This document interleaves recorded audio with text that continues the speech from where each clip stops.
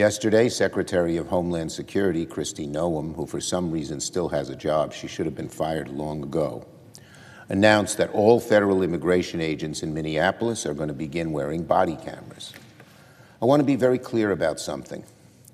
Kristi Noem does not get participation points by saying agents are going to start doing something they should have done all along.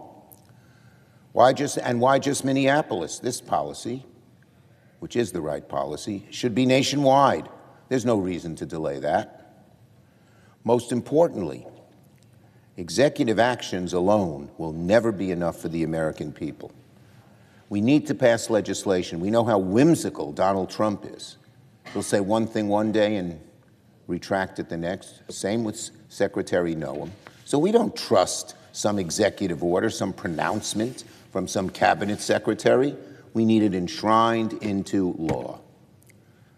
And what Democrats want is exceedingly common sense. We need to end the roving patrols. This means we need arrest warrants and an end to racial profiling. Second, we need accountability. ICE needs to abide by the same rules as local police, including embedded investigations, and there has to be real accountability forcing them to do so when they don't.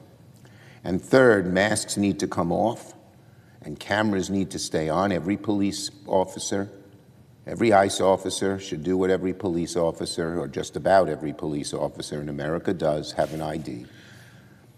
Every citizen knows when they meet a police officer or sheriff, their ID is clear on them. That's always been the accountability that we've had for decades and decades. And Noem thinks, and some people think, like Speaker Johnson thinks, we shouldn't do it. Why is Johnson pro-secret police?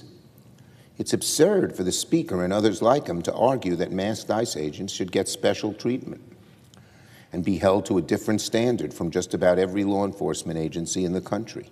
Sheriffs, local police, traffic cops, you don't see them with masks, do you? No.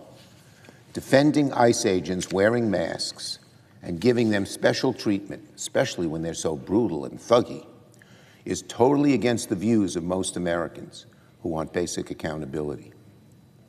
Anyone defending ICE agents keeping their masks on is not seriously trying to solve this huge problem of chaos we have seen in Minneapolis and so many of our other cities when ICE is sent in there.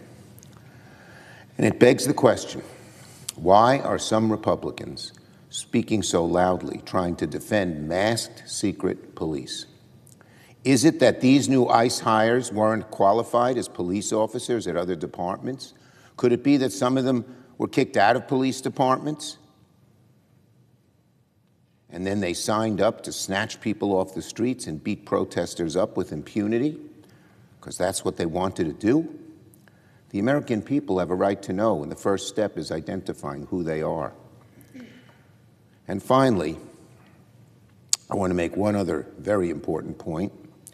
Since the death of Alex Preddy and Renee Good, nothing meaningful has changed about ICE's abuses. Nothing meaningful has changed about ICE's abuses, even since the deaths of Preddy and Good.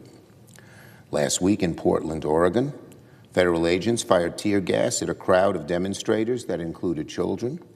There's a video circulating online of an agent in Colorado stealing a woman's phone. When she tried to get it back, the agent shoved her to the ground, yanked her by the hair, and then battered her.